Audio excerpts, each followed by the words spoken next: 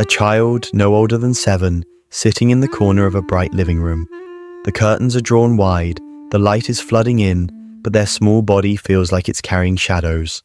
Around them, adults chatter with excitement, phones out, cameras rolling. Someone says, "Come on, sing that song again, everyone loved it." The child hesitates for a second. They want to be playing outside, running barefoot, laughing freely. But instead, they take a deep breath, push the desire down, and begin to sing. Their voice is sweet, innocent, pure, but inside a quiet thought begins to form. They like me when I perform. They see me when I entertain.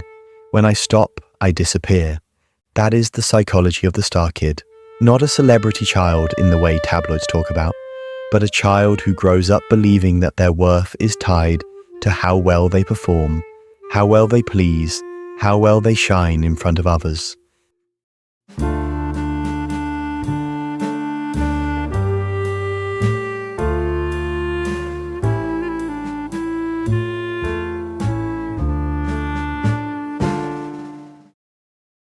Many of us, even as adults, carry fragments of that child within us, the one who learned to survive by being seen, not as themselves, but as the version others wanted to see. This phenomenon isn't just a poetic metaphor, it has roots in psychology, development, and the human need for belonging. When children grow up in environments where love feels conditional, where attention comes most strongly, when they excel, entertain, or impress, the mind wires itself to perform. Approval becomes oxygen. Silence feels like suffocation. Every laugh, clap, or compliment is taken in like a desperate sip of water in a desert. But what happens when the crowd goes quiet? That's when the child begins to crumble. Studies in developmental psychology show that children deeply internalize the behaviors that get them attention. If affection and recognition come mostly when they achieve, when they sing, dance, bring home good grades, or play the role of the perfect kid, then performance becomes a survival strategy. They think, if I stop being impressive, I stop being loved. And this belief doesn't fade with age. It follows them into adolescence, into adulthood, into careers and relationships. They may become the star student, the overachiever, the entertainer at every party, or the people pleaser in every friendship. Yet beneath the applause, there is often a quiet ache, a sense that they have never truly been seen for who they are without the mask. Think about it this way: a tree does not force itself to bloom every day. It has seasons of growth, rest, shedding, and silence. But the star kid grows up in an environment where winter isn't allowed. They must always be spring, always blooming, always shining, always fruitful. And when they try to rest, when they try to show sadness, anger, or confusion, they are met with disappointment. Subtle comments like, "Don't be so moody," or "Come on, you're our sunshine, make us smile again." These small phrases may seem harmless, but to a child, they carry immense weight. They whisper, "Hide your shadows. Show only your light. Your value lies in what you give, not who you are." And so a kind of split happens inside. The performing self and the hidden self. The performing self is polished, charming, successful, and endlessly adaptable. The hidden self carries the exhaustion, the sadness, the fears that never found safe ground. In psychology, Carl Jung spoke of the persona, the mask we wear in society. For the star kid, the persona becomes not just a mask, but a cage. It protects them, but it also imprisons them. Yet here's where it gets even more profound. When these children grow into adults, many of them become incredibly capable. They learn how to read people, how to anticipate needs, how to adapt in almost any situation. They are often the ones who rise quickly in careers, who captivate rooms, who become leaders, artists, or influencers. But while the world admires their brilliance, internally they may feel a hollowness, because performing has become second nature, but authenticity has become a stranger. Now, this doesn't mean that being talented or ambitious is a curse. The problem isn't in the act of shining. It's in the belief that one's worth exists only in the shine. Imagine living your whole life believing that if you stopped dazzling for even a moment, the people around you would walk away. That is the invisible burden of the star kid. One psychological concept that explains this is called conditional regard.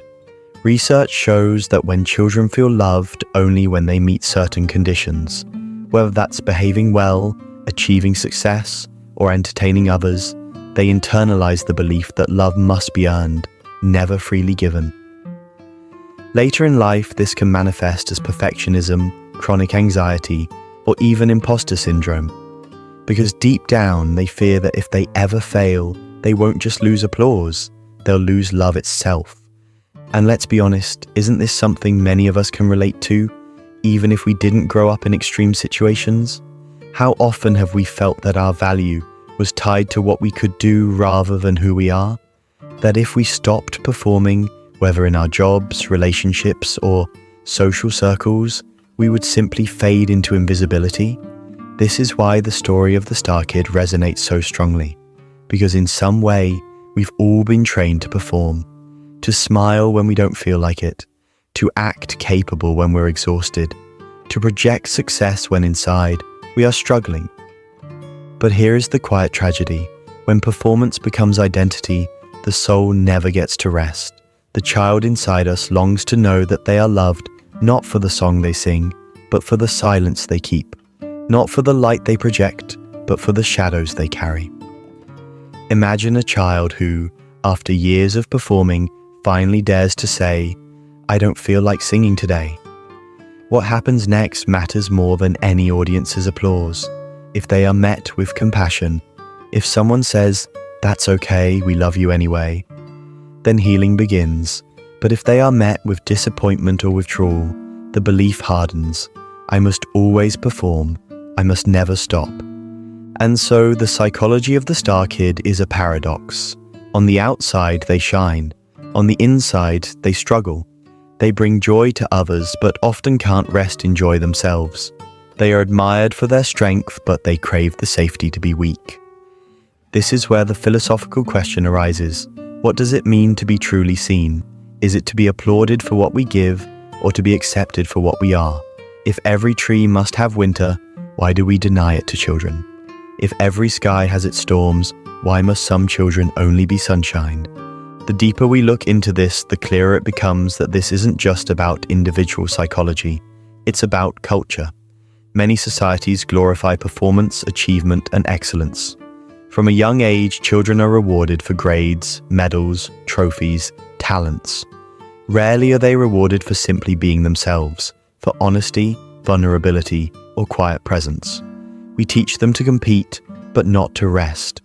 We teach them to dazzle, but not to dwell in their own silence. And so, when that child grows into an adult, they may carry two truths at once: the ability to perform brilliantly and the deep yearning to be loved when the spotlight fades.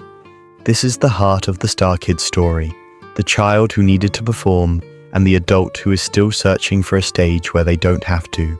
But the story doesn't end with the child, because every child grows into an adult, and the patterns we carry from our earliest years often echo louder in our adulthood than we realize. The Star Kid who once sang on command may become the employee who never says no, the partner who always entertains, or the friend who hides their own pain to keep the group laughing. And slowly, piece by piece, they may begin to wonder, who am I when I stop performing? Do I even exist without the applause? This question may sound dramatic, but for many it is quietly real. In psychology, this is linked to the concept of the false self, described by the psychoanalyst Winnicott. The false self develops as a protective layer, a version of us that adapts to meet the expectations of others. It keeps us safe, it keeps us accepted, but it does so at a cost. The true self retreats deeper into hiding. For the Star Kid, the false self isn't just a mask they wear on special occasions. It becomes their entire identity. And here's where things get complicated. Society rewards the false self. The world loves performers. It loves the ones who bring energy to the room, who smile brightly, who always have something impressive to offer. Promotions, friendships, admiration, these often come more easily to the ones who perform. But inside, the cost grows heavier. Because no matter how many achievements stack up, no matter how many people cheer, the hidden self whispers, will they still love me if I stop? This is why so many high-achieving individuals, when they finally pause, speak of a profound emptiness. They have spent so long filling the air with music, laughter, achievements, brilliance, that silence feels unbearable. They fear silence not because it is empty, but because it threatens to reveal how unseen they truly feel. Think of a candle. A candle can burn beautifully, giving light to others, but if it is never allowed to rest, it eventually burns itself out. The star kid grows up believing they must burn endlessly, that the moment they dim, they will be forgotten. But a life without rest, without authenticity, eventually leaves the soul exhausted. Research in human motivation, particularly the work of psychologist Deci on self-determination theory, shows us that humans thrive when three needs are met: autonomy, competence, and relatedness. The star kid often becomes highly competent. They excel, they perform, they achieve. But autonomy, the freedom to choose, and relatedness, the feeling of being loved for who they truly are, these often go unmet, and without them, even the most brilliant success feels hollow. Now here's the heartbreaking cycle, because many star kids, once grown, pass on the same pattern unknowingly. They encourage their own children to shine, to impress, to stand out, thinking they are giving them a gift. And while encouragement can be healthy, the unspoken message can sometimes repeat: I love you more when you shine. I see you more when you perform. And so the cycle of conditional love quietly continues. But here's the good news. Cycles can be broken. The first step is awareness, to pause long enough to notice, am I living as a performance or as myself? When I feel tired, do I still force myself to smile? When I feel unseen, do I turn to achievements rather than vulnerability? Do I know what it feels like to be loved in my quiet moments? These questions are not easy, but they are essential. And the second step is courage, the courage to take off the mask, even for a moment, and test. Will someone stay even when I'm not dazzling them? Will someone listen even when I'm not entertaining them? It is in those small acts of honesty, telling a friend, I'm not okay today, or saying no when you're exhausted, that the star kid slowly begins to heal. Philosophically, this brings us to one of life's deepest paradoxes. We spend so much time trying to be extraordinary, when what we really crave is to be loved in our ordinariness, to be accepted in the moments when we have nothing to give but ourselves. The star kid learns to shine like a star, but healing comes when they discover they are also allowed to be the night sky, vast, quiet, still, and worthy of wonder. Think about it. Stars only shine because of the dark backdrop. Without darkness, the light would be invisible.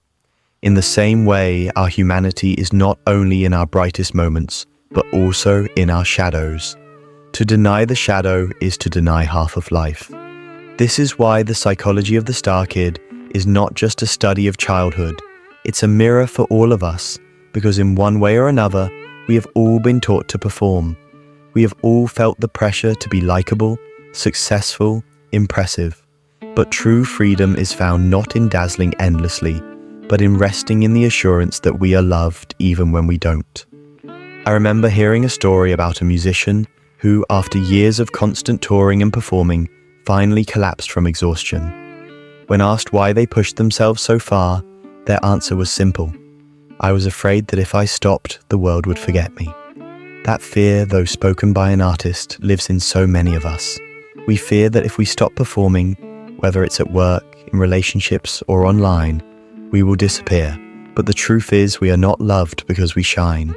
We are loved because we are human, and humanity is not performance, it is presence. For the star kid, healing often begins with small, quiet acts, saying no, resting without guilt, sharing a truth without polishing it first, allowing themselves to be loved in imperfection.